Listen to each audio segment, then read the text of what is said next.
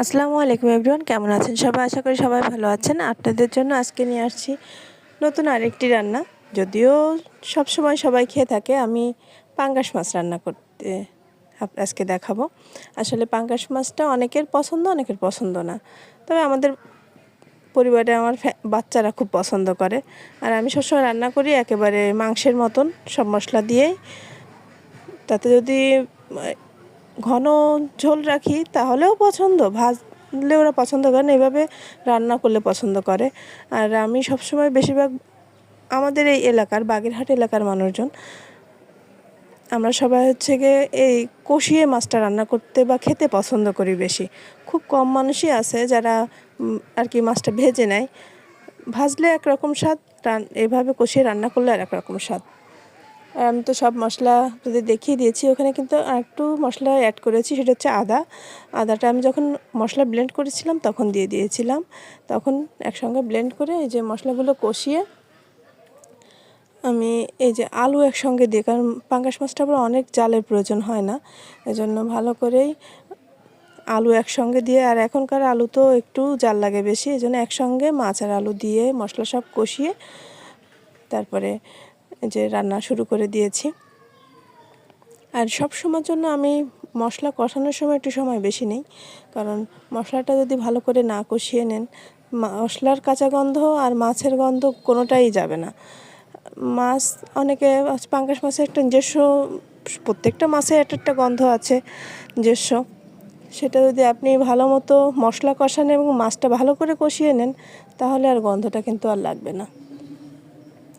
আর মাছটা খেতেও খুব ভালো হবে, তরকারির স্বাদটাও বাড়বে।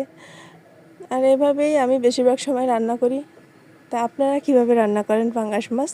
যদি আমার ভিডিওটা পুরোপুরি দেখে থাকেন অবশ্যই কমেন্ট করে জানাবেন। আর সবসময় এটা কাঁচামরিচ খাটে না পাঙ্গাস মাছে, কারণ পাঙ্গাস মাছটা একটু মাংসের মতন করে ঝাল ঝাল করে রান্না করলে সেটাই বেশি মজা হয় আর কি। আপনারা কোথা থেকে দেখছেন এবং আমার রান্নাগুলো আপনাদের কাছে কেমন লাগে আপনারা যদি কমেন্ট করে জানান। আর প্রত্যেকটা মানুষের, যারা আমরা ছোট ছোট কন্টেন্ট ক্রিয়েটররা আছি, যারা রান্না নিয়েই বেশিরভাগ সময় থাকি, আমরা যদি একটু চেষ্টা করি যে অন্যকেও সাহায্য করব, তাহলে রিচ এঙ্গেজমেন্ট কীভাবে বাড়বে আমরা যদি একে অন্য ভিডিও না দেখি।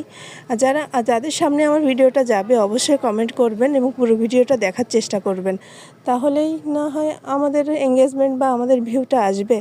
তা সবাই আমাকে এভাবে হেল্প করলে আমিও আপনাদের ভিডিওগুলো এভাবে দেখার চেষ্টা করব, কারণ আপনার ভিডিও যদি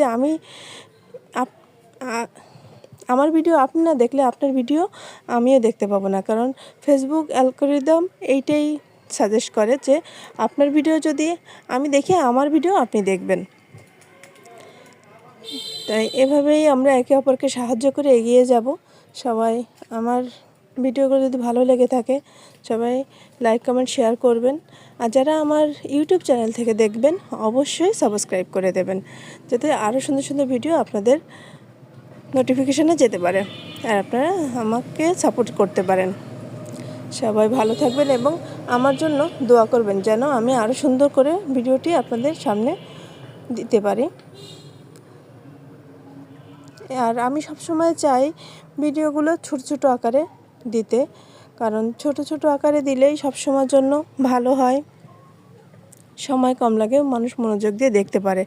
বেশি সময়ের ভিডিও আসলে বেশি সময় নিলে অনেকের বিরক্ত বোধ হন। সবাই ভালো থাকবে।